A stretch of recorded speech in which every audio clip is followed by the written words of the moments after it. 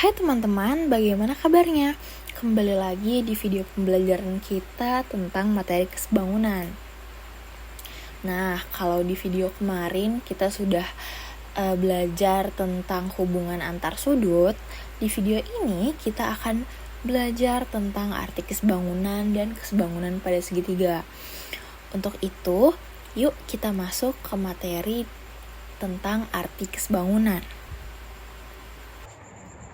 Oke, kita lanjut ke materi kita ya teman-teman, yaitu arti dari kesebangunan.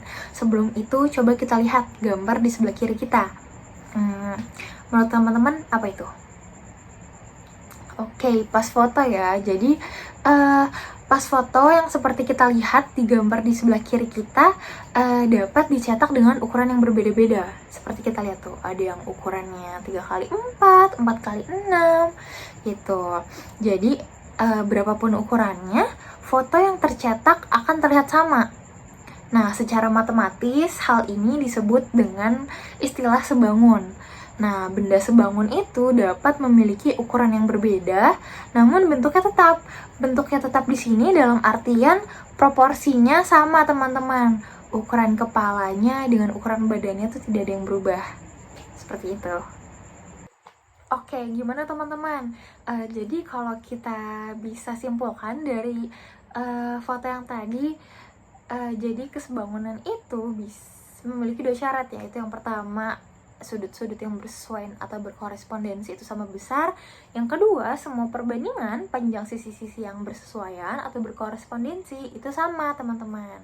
Nah, gimana? Udah terbayang belum? Gimana sih kesebangunan? Nah, coba di sini aku punya 3 gambar, yaitu ada gambar A, gambar B, dan gambar C.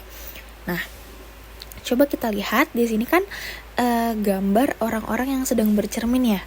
Coba menurut kalian dari penjelasan sebelumnya yang sesuai dengan konsep kesebangunan itu yang mana? Apakah cermin A, cermin B, atau cermin C? Aku kasih kalian waktu untuk berpikir ya.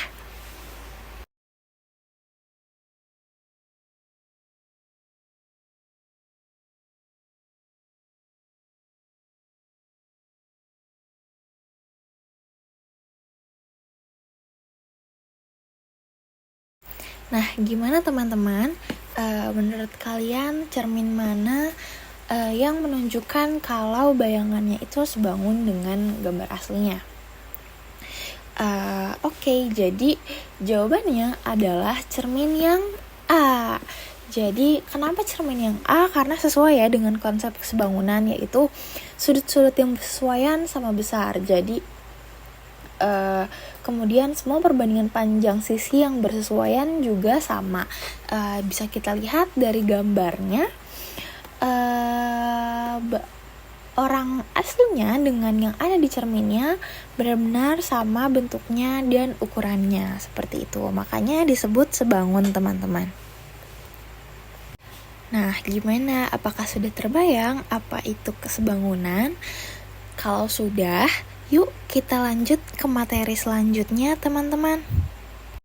Oke, kita sudah belajar tentang hubungan antar sudut, kita sudah belajar tentang arti kesebangunan. Ya teman-teman tahu dong, selanjutnya kita akan mempelajari tentang apa? Betul, selanjutnya kita akan mempelajari kesebangunan pada segitiga. Nah, coba kita lihat dua segitiga ini. Ada segitiga ABC, juga ada segitiga DEF. Nah, kedua segitiga ini sebangun. Kenapa sebangun? Karena sudut-sudut yang bersesuaian sama besar. Coba kita lihat sudut A. Nah, sudut A itu sama dengan sudut D. Terus, sudut B sama dengan sudut E. Kemudian sudut C sama dengan sudut F. Makanya kedua segitiga ini sebangun. Jadi dua segitiga ini besar sudutnya harus sama semua.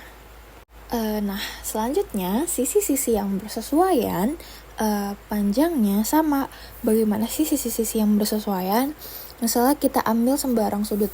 Misal sudut A. Sudut A itu kan depannya adalah 18. Depan dari sudut A itu 18. Kemudian yang bersesuaian itu adalah depan dari sudut D, yaitu 12. Nah, selanjutnya kita ambil sembarang sudut lagi. Misalnya kita ambil depan dari sudut B. Depan dari sudut B itu kan 12 cm. Kemudian depan dari sudut E yang sebanding kan berarti depan dari sudut E ya. Berarti depan dari sudut E itu 8 cm. Nah, ketika kita bandingkan keduanya, yang tadi kan berarti perbandingannya depan dari sudut A dengan depan dari sudut D itu kan 18/12 akan sama dengan perbandingan dari depan sudut B dan depan sudut E, itu 12/18. Nah, 18/12 dengan 12/8 ketika disederhanakan akan menghasilkan 3/2. Makanya kedua segitiga ini disebut sebangun karena memenuhi dua sifat tersebut, yaitu sudut-sudut yang bersesuaian sama besar, kemudian sisi-sisi yang bersesuaian sama besar juga. Nah, jadi bisa kita simpulkan ya teman-teman, syarat dari 2 atau lebih segitiga itu dikatakan sebangun. Yang pertama, sudut-sudut yang bersesuaian sama besar. Karena sudut-sudut yang bersesuaian sama besar mengakibatkan perbandingan sisi-sisi yang bersesuaian sebanding. Jadi sudah paham ya bagaimana suatu segitiga dikatakan sebangun. Nah, kalau tadi sudah dijelaskan bagaimana kondisi ketika sudut-sudut yang bersesuaian sama besar, kita akan menganalisis bagaimana kondisi ketika perbandingan sisi-sisi yang bersesuaian adalah sebanding. Nah, gimana sih sisi-sisi yang bersesuaian itu sebanding? Misalnya nih, kita bandingkan sembarang garis, yaitu AB dengan DE. AB itu kan panjangnya 24 cm, DE itu panjangnya 16 cm. Nah, ketika kita bandingkan, berarti kan 24 dibagi 16 cm. 24 dibagi 16 cm itu akan menghasilkan 3/2. Kemudian juga sama ketika kita ambil sembarang juga, AC bersesuaian dengan DF itu kan 12 dibagi 8. 12 dibagi 8 itu hasilnya 3/2 juga. Begitu juga dengan CB dibandingkan dengan FE, itu kan 18 dibagi 12 cm. Nah, itu juga sama, akan menghasilkan 3/2. Makanya segitiga ini disebut dengan sebangun karena memiliki sisi-sisi yang bersesuaian yang sebanding, perbandingan sisi-sisi yang bersesuaian yang sebanding, seperti itu. Nah, di sini aku ada contoh soal untuk kita analisis bersama-sama. Jadi, di sini kita akan menentukan panjang ST. Untuk menentukan panjang suatu segitiga yang sebangun, kita bisa dengan menggunakan cara perbandingan. Jadi, kita membandingkan sisi-sisi yang bersesuaian. Bagaimana membandingkan sisi-sisi yang bersesuaian? Yaitu misalnya nih, kita kan punya gambar sembarang segitiga QRP dan segitiga STP. Jadi kita bisa bandingkan dari dua sisi yang bersesuaian. Misalnya di sini kan yang sudah diketahui besar garisnya ya, PR itu bersesuaian dengan SP. PR itu besarnya 6 cm, SP itu besarnya 9 cm. Kemudian QR bersesuaian dengan ST. QR itu kan udah diketahui 8 cm. Nah, ST belum diketahui, makanya kita bisa bikin perbandingan kayak gini. PR per SP sama dengan QR per ST. Nah, PR itu besarnya 6, SP itu besarnya 9, sama dengan QR besarnya 8 dan ST yang dicari. Berarti kan ST itu bisa jadi seperti ini karena dikali silang ya. ST sama dengan 9 dikali 8 dibagi 6. 9 sama 6 ya sama-sama kita bagi sama 3, menghasilkan 3 dan 2. Nah, 3 dikali 8 itu hasilnya 24, dibagi 2 menghasilkan 12 cm. Berarti ST besarnya 12 cm.